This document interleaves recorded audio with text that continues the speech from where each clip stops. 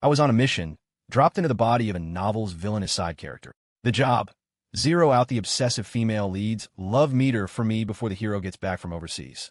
A wicked grin spread across my face. I do the opposite. I'd be the clingiest, most psycho boyfriend she'd ever had.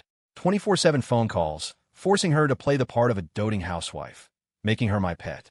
But after I called her my little vixen in front of a whole crowd and saw the way her eyes lit up, I had a sinking feeling. What if she's the type who gets off on this stuff? I'd been ice-guyed into a story that had gone completely off the rails. Cast as the villainous pretty boy boyfriend the female lead was dangerously obsessed with. A voice in my head, my system, laid out the deal: get the dangerously possessive Isabelle Vance to fall out of love with me before the actual hero of the story returns to the States, and I'd walk away with $10 million. The number echoed in my head, and I shot up from the bed like a spring-loaded trap. "Don't you worry, system," I said to the empty room. "When it comes to making people hate me, I'm a natural." As I was happily daydreaming about all the ways to spend my $10 million payday, the system chimed in with a warning. "Don't underestimate her affection levels. Even if you slapped her, she'd probably lick your hand. If you killed her, she'd call you handsome while she was bleeding out." My smile twitched. That wasn't affection. That was a full-blown paraphilia. My system was apparently a bargain bin model from the bottom shelf of the system universe, so I had no special items or power-ups. But I wasn't worried. There's only one way to deal with an obsessive psycho: be an even bigger one. When Isabelle Vance finally walked through the door, I hit the stop button on my phone's timer. Her eyes, dark and intense, scanned the apartment. The predatory tension in her shoulders seemed to melt away the moment she saw me. "Ethan," she said, her voice a low purr as she approached. "You were so good today. You didn't even try to run." Her lips curved into a beautiful smile, but her eyes were filled with a possessive, almost pathological adoration. I kept my face a perfect, emotionless mask. I didn't say a word. "Still not talking to me?" Her hand reached out, aiming for my cheek. The system shrieked in my head. "Host? Host, you're drooling. Don't let it drip on her hand." I snapped my gaze away from her face, forcing myself to clear my throat and deliver the lines I'd been rehearsing all day. "Isabelle, you've been gone for 9 hours, 16 minutes, and 23 seconds. I want a full explanation of where you've been. Do you have any idea how close I was to a complete mental breakdown waiting for you? Are you trying to kill me? Is there another man? Are you cheating on me?" The words hung in the air. The system was stunned into silence. "Host, I know she's hot, but we have a job to do here." Isabelle's own eyes, which had been clouded with obsession, cleared with a flicker of shock, then confusion, then a strange sort of awkwardness.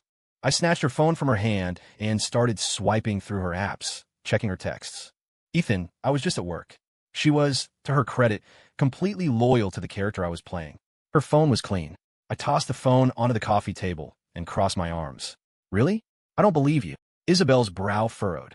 "Ethan, stop messing around." "Messing around?" The perfect cue. I clamped down on the corners of my mouth, shot her a look of theatrical fury, and promptly threw myself onto the floor. I started rolling back and forth, drumming my fists on the hardwood. "You think I'm just messing around? You don't love me anymore, do you? You found someone else. You're sick of me." The change in my behavior was so abrupt it shocked her. She covered her mouth. "No, Ethan, I didn't mean that. I'm sorry." The floor was hard. My bones were starting to ache. I sat up. "I need to see the security footage from your office." I didn't care if she was a psycho CEO or not. Nobody wants to go back to the office after a long day. As predicted, she looked hesitant. "If I go back now, they'll make me stay and work late." I pounced. "Then you're hiding something. We're breaking up." The word breakup was a trigger. The warmth vanished from her face, replaced by an icy calm. "Don't even think about it. I would sooner die than break up with you." "Then take me to your office." She hesitated again. I let out a long, mournful wail and prepared to resume my floor-rolling routine. "All right, fine," she snapped, stopping me. "I'll take you." Suddenly, the system's voice was buzzing with excitement. "Dude, you're amazing." Her love meter just dropped. It went down by 5 whole points. After we reviewed the security footage, which showed nothing but her working, Isabelle was, of course, roped into staying late. I went home with a cheerful smile, turned off all the lights, and sat waiting in the pitch-black apartment. At 1 in the morning, Isabelle dragged her exhausted body through the bedroom door, her footsteps featherlight so as not to wake me. She slid into bed beside me. I gave a moment, timing it perfectly. Just as her breathing evened out into the rhythm of sleep, I let out a blood-curdling scream. She shot upright, instantly alert and panicked.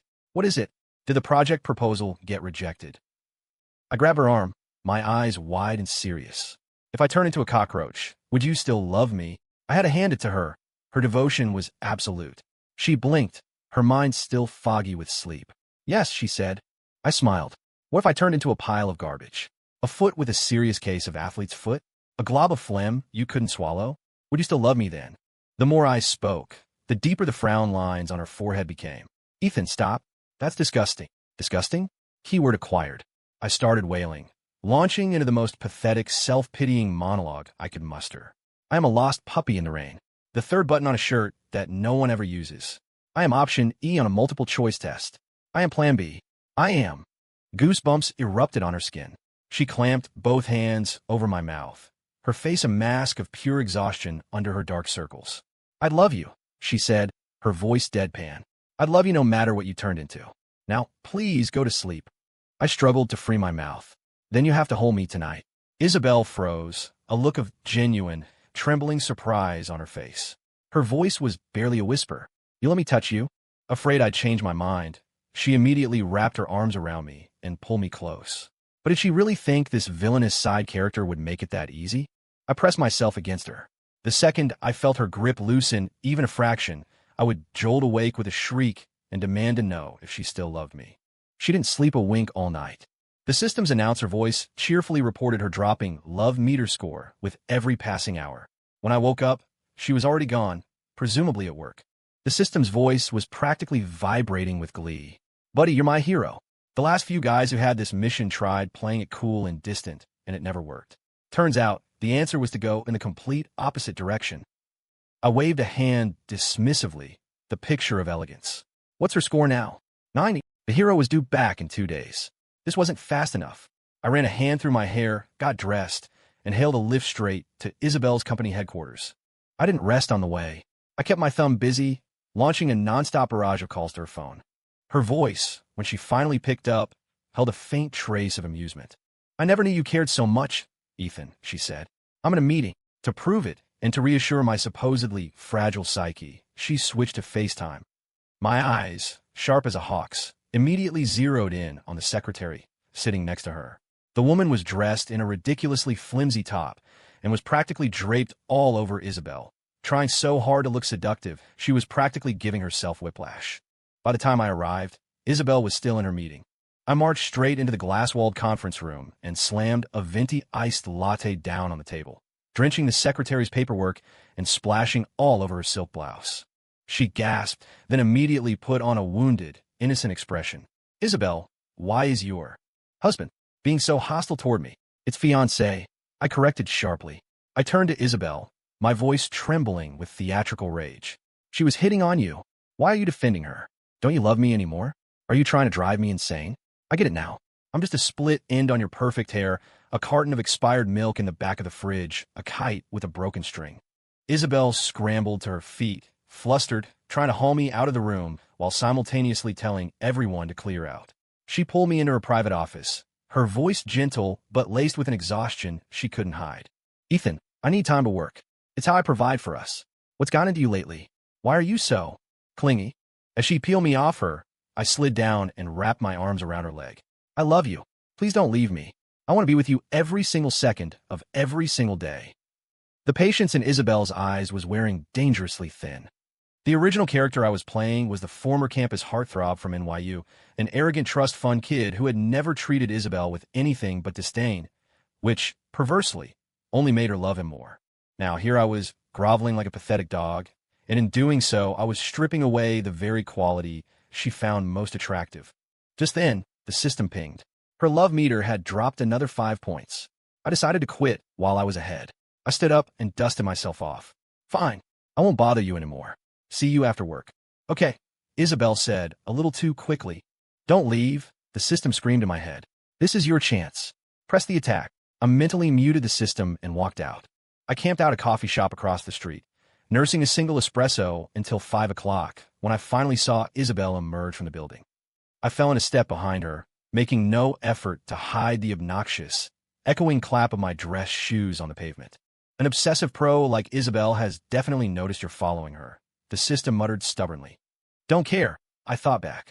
My footsteps grew louder, more aggressive, practically striking sparks on the sidewalk. With every stomp, it felt like the whole world was reverberating under my feet. Isabelle started walking faster. I matched her pace, my legs a blur of motion, a world-class sprinter ignoring the baffled stares of passersby. "Enough!" she finally yelled, spinning around. She dragged me home and confronted me. "Ethan, you have been acting so strangely lately." I feigned a sob. "I just feel so insecure. I don't have a job. All I can do is wait at home for you." The words were true, but who in their right mind would want to work? I had to physically pinch my thigh to keep from laughing out loud. But it worked. Isabelle's expression softened. She turned to go make dinner, clearly intending to drop the subject. Not a chance.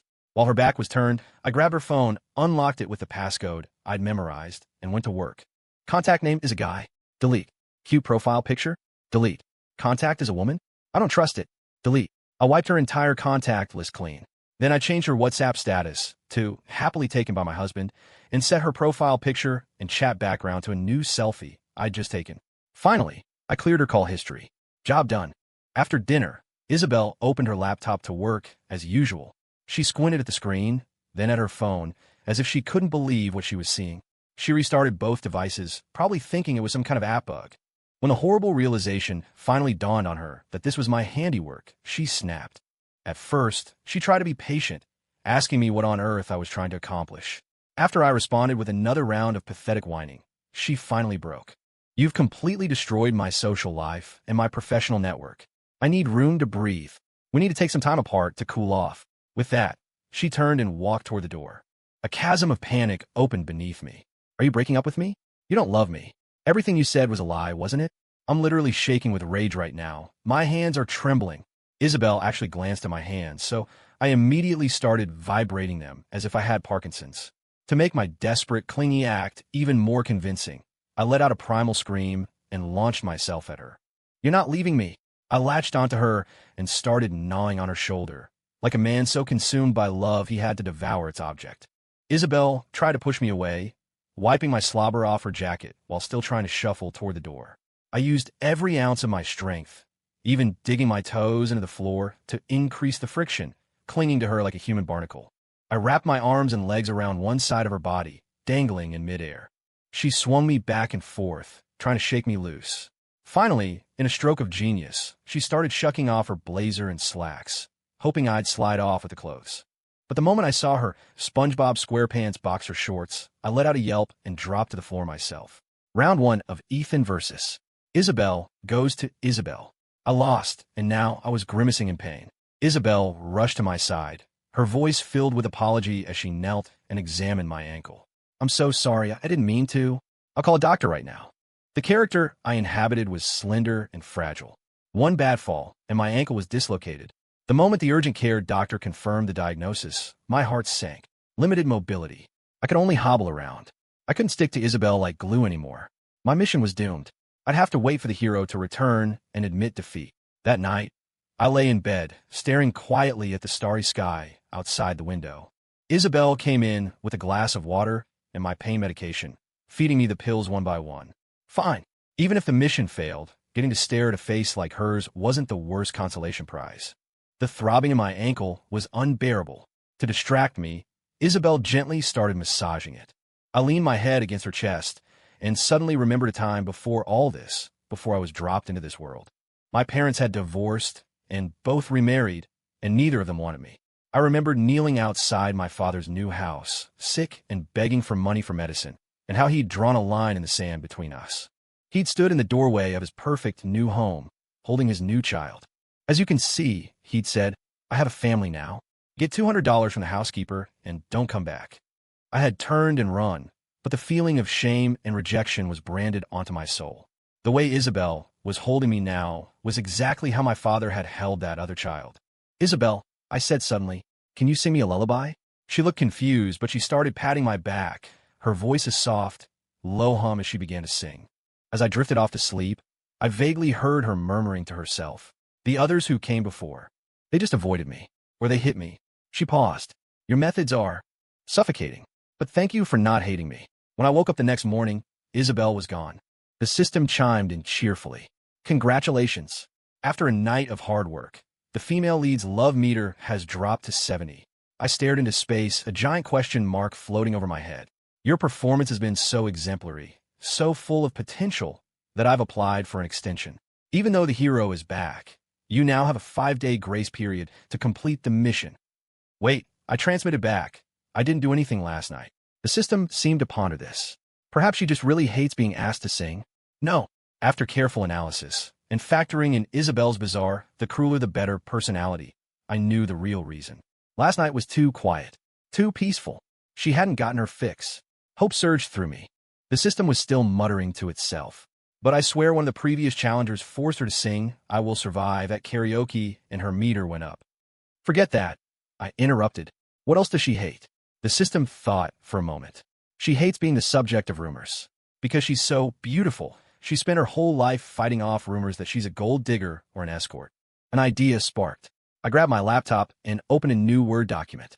Every letter I typed was a siren song for my $10 million prize. My eyes were wild, my fingers flying across the keyboard in a furious blur. The keys started to stick, unable to rebound fast enough, but it didn't slow me down. The smile on my face grew more and more unhinged. The system was confused at first, but then it started reading my screen. It was mesmerized and began to read my prose aloud, as if in a trance. Isabelle shyly covered herself, a study in coy resistance. Ethan's domineering voice echoed in her ear, sending shivers down her spine. You're not getting away from me, kitten. My 10 fingers were a blur, dancing so fast they left afterimages. The keyboard practically started smoking, but I didn't stop until the sound of the front door opening broke my concentration. Isabelle ran over, her eyes wide with alarm, and pressed her hands down on mine. I saw a post on the building's resident portal asking if we were having an earthquake. It was you, just typing. While she was distracted, I quickly typed one last sentence. The more insane the Yandera, the more she loved him, and slammed the laptop shut. Isabelle glanced at it. Her Majesty's pampered. Ethan, what are you writing? Nothing, I said, patted her on the head. A sudden warmth entered Isabelle's eyes. She lowered her head and let out a soft, quiet laugh. The next day, Isabelle had to attend a high society gala. I hobbled along with her on my crutches. To every person who tried to hand me a business card, I responded by handing them a book. This is... I saw the man's lips tremble, his pupils dilate with shock. He shot an incredulous look at Isabelle, who was busy talking to someone else and hadn't noticed. I jutted out my chin. That's right.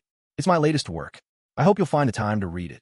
By the end of the hour, everyone at the party had a copy of my self-published masterpiece. After a few glasses of champagne, I was feeling drowsy and decided to find a lounge to rest for a bit. Suddenly, a commotion erupted from the center of the ballroom. A light, so bright it felt holy, flooded the room. I was so blinded I had to shut my eyes. What is that? I yelled at the system in my head. Did something explode? No. Host, the system replied, its tone grave. That's the protagonist halo emanating from the male lead. He's back. When the blinding light finally subsided, the hero of the story, Caleb Hayes, was standing right beside me. He gently took Isabelle's hand. Izzy, he said, his voice smooth as silk. I'm back. According to the original plot, by this point I, the villain, should have tormented Isabelle until she was a hollowed-out shell of a person. Then Caleb, the hero, would swoop in, rescue her, and destroy me. Isabelle, however, just awkwardly pulled her arm free. Oh, she said. Caleb's brow furrowed in suspicion. Only then did he seem to notice me standing next to her. What are you still doing here? He asked, surprised. That was weird. In the original novel, Caleb and my character, Ethan, had never even met. Before I could figure it out, Isabelle took my hand and introduced me to him. This is my boyfriend. Caleb let out a cold laugh, muttering to himself. First time I've seen one of them actually stick around. You got some nerve. He looked me up and down with a contemptuous gaze, then turned back to Isabelle. You might call him your boyfriend, Izzy, but I doubt he'd say the same. He had a point. In the book, my character's daily routine consisted of beating and cursing at Isabelle. His words hit their mark. Isabelle's hand, holding mine, grew slick with sweat. She looked nervous, almost pitiful. Ethan is my boyfriend, she insisted. He is. At this point, dozens of eyes were on me. This was no time to let her enjoy the drama. I squeezed her hand back and plastered a brilliant smile on my face. Actually, I'm Isabelle's fiancé. But that wasn't enough. I leaned in close to her shoulder, and in a stage whisper loud enough for everyone to hear, I purred, my little vixen. A collective gasp went through the room. People turned away, pretending not to look. The entire hall filled with a buzz of hushed whispers. So the book was true. The rumors about what he does to her. Well, I've come to terms with it. Honestly, seeing them together, she does look kind of submissive. The system chirped. Female lead's love meter for the original male character has dropped to 60. Caleb shoved me hard, nearly making me lose my balance. Who the hell do you think you are, getting that close to her? The pain in my dislocated ankle shot up my leg. You want to play rough? Fine. It was time to show him who he was dealing with. I strode toward him, raised my hand high, and with one swift motion, I snatched the perfectly coiffed hairpiece right off his head. Without his meticulously crafted high-volume hair, Caleb panicked.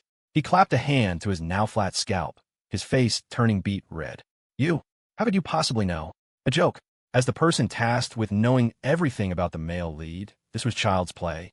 I leaned in close and whispered, studying abroad in Germany is tough, isn't it?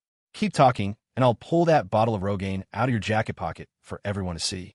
Caleb instantly fell silent, his eyes burning with hatred as he watched Isabelle and me walk away, looking like he wanted to have me drawn and quartered. After making the rounds, Isabelle got a call and had to step away. I was busy annihilating the dessert bar when Caleb approached me again. He had already fixed himself up, his chin held so high it was a miracle he could see where he was going. He looked down his nose at me. Isabelle wants to see you in the lounge, he sneered. You're finished, Ethan. In the private lounge, Isabelle was emanating an arctic chill. Her dark eyes were fixed on the book lying on the table. Caleb let out a triumphant little laugh. See, Izzy? What did I tell you? He's a bad guy. Try to ruin your reputation with this garbage. Isabelle tapped a finger on the cover of the book. Ethan, she said, read it to me. The system was ecstatic. She's mad. Go for it. Make her furious. The love meter is going to plummet. I eagerly snatched up the book and, with all the dramatic flair I could muster, began to read aloud. Isabelle pounded her little marshmallow-soft fist against his chest in mock anger, but King Ethan slammed her against the wall, trapping her. Milky tears welled in her eyes. Big brother, she whimpered, I'm scared it will hurt. Isabelle let out 2 unnatural little coughs and lowered her head even further. System update. Female lead's love meter has dropped to 50. King Ethan pinched her milky white cheek, his aggressive breath ghosting over her lips. Sure, kitten. Big brother won't let hurt. Just let me have a little taste. The tips of Isabelle's ears began to turn red. She seemed completely engrossed. Another system update. Love meter down to 40. King Ethan crushed his lips to hers in a non-negotiable kiss. You're mine now, woman, he declared. Isabelle actually cracked a smile, looking thoroughly satisfied. Was I seeing things? Caleb looked from Isabelle to me, then back again, his face a mask of disbelief. That's enough. Love meter dropped again, landing at 30. Caleb grabbed Isabelle's arm. Izzy, look at this trash he's writing. He gave it to everyone here. Now the whole party thinks you're being used by him. He went on, listing all my supposed crimes, but Isabelle just held a finger to her lips, shushing him. So what? Caleb's jaw dropped. He looked like he'd misheard. The kid likes to write. Let him write, Isabelle said calmly. Besides, Ethan is my fiancé. He's just chronicling our daily life. What's wrong with that? She was a good woman.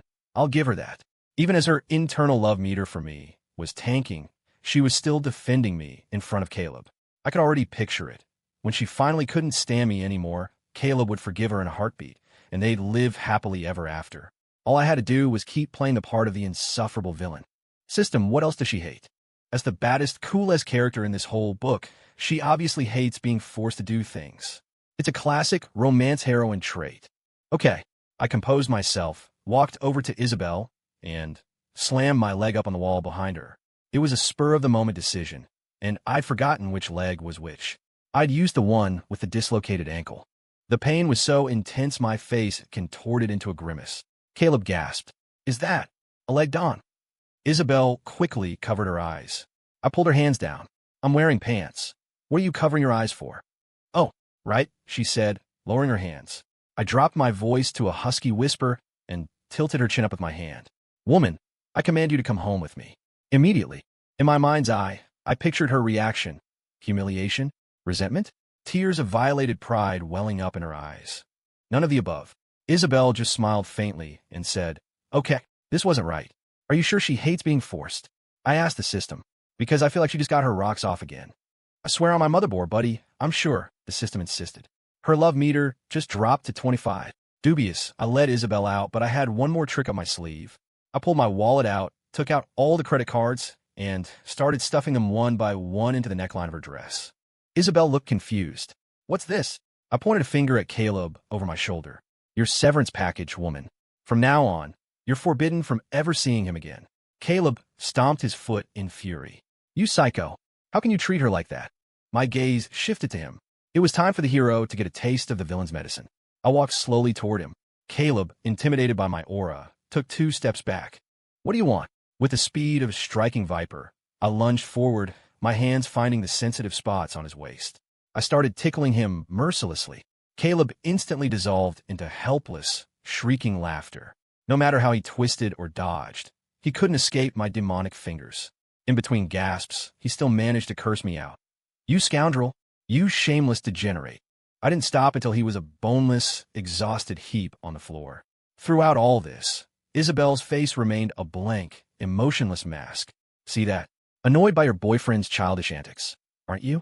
Upset that I'm trying to break you two up? Let out, Isabelle. Unleash the fury. I struck a pose complete with a sinister, playful, untamed, and wildly villainous smirk. Mwaha! Before I could finish my evil laugh, Isabelle plucked the credit cards from her dress and stuffed them back into my hand. Ah, a defiant woman. I like it. Ethan, she said, her voice flat. That was my wallet you just took. Those are my credit cards. My face twitched. Isabelle wrapped an arm around my waist. But they're all yours now. The system informed me that her love meter had dropped to 20. I don't know if it was my imagination, but Isabelle seemed even nicer to me than before. She no longer seemed annoyed by my constant clinginess. She even took a leave of absence from work to stay home and take care of me. When I demanded that the only contact left in her phone be her boss, and that when she was home she was only allowed to look at me, she did it without complaint. Her love meter kept dropping steadily, but the look in her eyes was as soft as water. One morning, I woke up and she was gone. I was just gearing up for a major tantrum when she returned. The door opened and she was standing there, holding a giant teddy bear. She smiled, a little embarrassed. I don't know why. I just suddenly felt like I should get you something today. I silently took the gift, making no further attempts to lower her score. Isabelle was a good girlfriend. A great one, even. It was a shame she wouldn't be mine for much longer. With only one day left on the clock, I was sitting on the couch with Isabelle, playing a co-op game on the PlayStation. The system's voice was urgent. The love meter is only at 10. Host, just do literally anything and you'll complete the mission. I paused for a second, looking at Isabelle beside me. Noticing I had stopped playing, she immediately leaned over and kissed my forehead, her voice impossibly gentle. Are you getting tired? It's nothing, I said, muting the system. Let's keep playing. On the 5th and final day, Isabelle was gone. The system sighed. Lucky you, host. Even fate is on your side. Caleb told Isabelle he has a secret about you, and she's already on her way to his place. Just then my phone buzzed.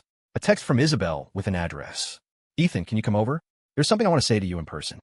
This had to be Caleb's house. I took a deep breath. Might as well see this through to the bitter end. There was no point in delaying the inevitable. I decided to go out with one last spectacular bang that would make her despise me forever. System, what's the last thing on her hate list? Being threatened, the system said.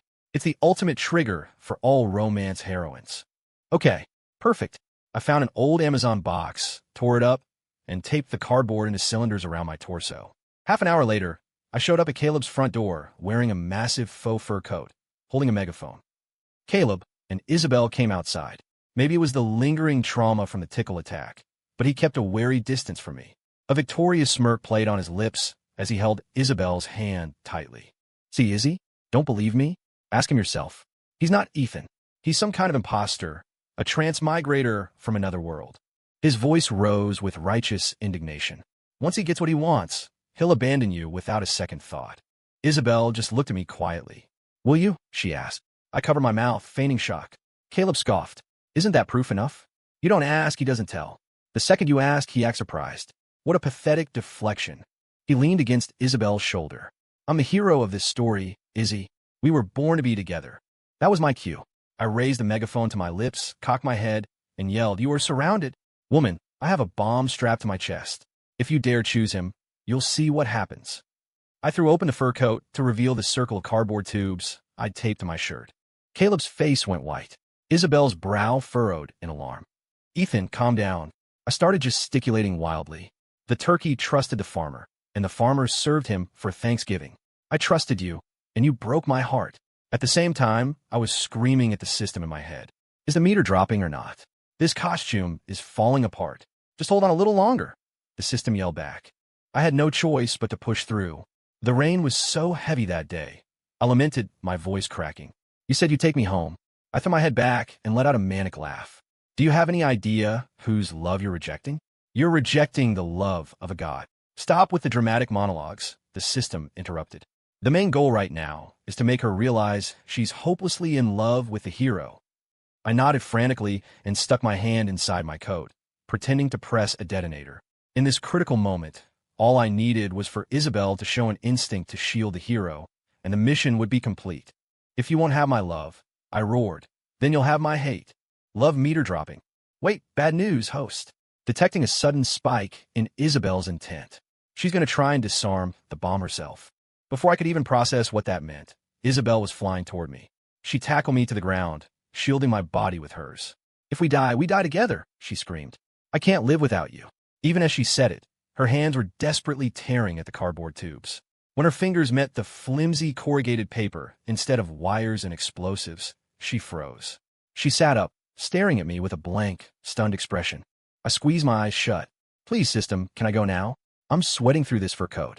After a moment of thoughtful silence, the system replied, Buddy, I think you can open your eyes now.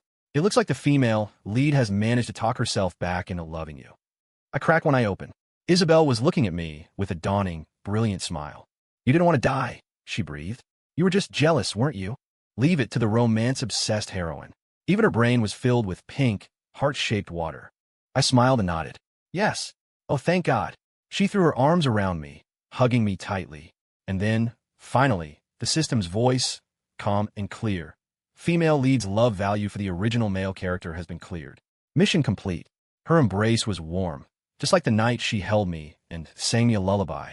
I let myself linger in her arms for a greedy moment before saying, System, take me home. Host, the system said, and I could have sworn it was trying to stifle a laugh. I don't think she's going to let you go. I looked up, about to ask what it meant, when Caleb, who had been silent this whole time, let out a deranged laugh. Ha ha. Why? Why does he get everything? I'm the hero. Go to hell. Both of you. From somewhere, he produced a small pocket knife and lunged straight at me. At the same moment, his powerful protagonist halo flared to life, blinding both me and Isabelle, leaving us exposed like fish on a cutting board. But just before the tip of the blade could touch me, Isabelle threw herself in front of me, using her own body as a shield. Caleb, consumed by rage, stabbed her again and again in the back. I heard her gasp, forcing out one last confession in my ear. I know you're here on a mission. I've known for a long time. Her breath was ragged, but I fell in love with you anyway. I even got used to your methods. I actually like how clingy you are. So please, don't leave me. Her voice grew weaker. As long as you don't go. I don't care if the love is fake. I started to cry, panic seizing me. System, call 911. No, wait, call an ambulance first. Call them. Call them both. The system replied frantically. When Isabelle was wheeled out of the operating room, I followed her all the way to her private room. I was crying so hard my body shook, but I tried to muffle the sobs so I wouldn't disturb her rest. The system's voice was full of pity. Host, it was a small knife. She's fine. She's not waking up because of the anesthesia. Please stop crying. And for the love of God, wipe your nose. You're going to scare her back into a coma when she wakes up. Okay. I sniffled, pulling myself together. Later that evening, I went downstairs to get some food from the hospital cafeteria. When I came back, Isabelle was awake, propped up against the pillows. She smiled faintly. I'm glad you didn't leave. Her lips were pale, her voice weak. The oversized hospital gown, the 4-line, taped to her hand. She looked like a fragile, wilting flower. Screw being the villain. I couldn't do it anymore. My heart ached with a sharp, stabbing pain. I dropped the tray of food on the table and threw my arms around her, finally letting myself break down and cry. The system let out a small, dry cough. She's been awake since you left the cafeteria, you know? Made the nurse hook her up to a glucose drip to keep up the weak act. Guess all that scheming wasn't for nothing. I didn't listen. I just focused on feeding Isabelle, piece by piece. The day she was discharged, the weather was beautiful. Isabelle held my hand as we walked home, talking about what we should make for dinner. I remembered something. You should probably go back to work, I said. Isabelle thought about it, a look of reluctance on her face. Then she leaned in and kissed me. Only if I can take you with me. I agreed with every fiber of my being. Mission successfully completed. $10 million secured. Female lead secured. The end.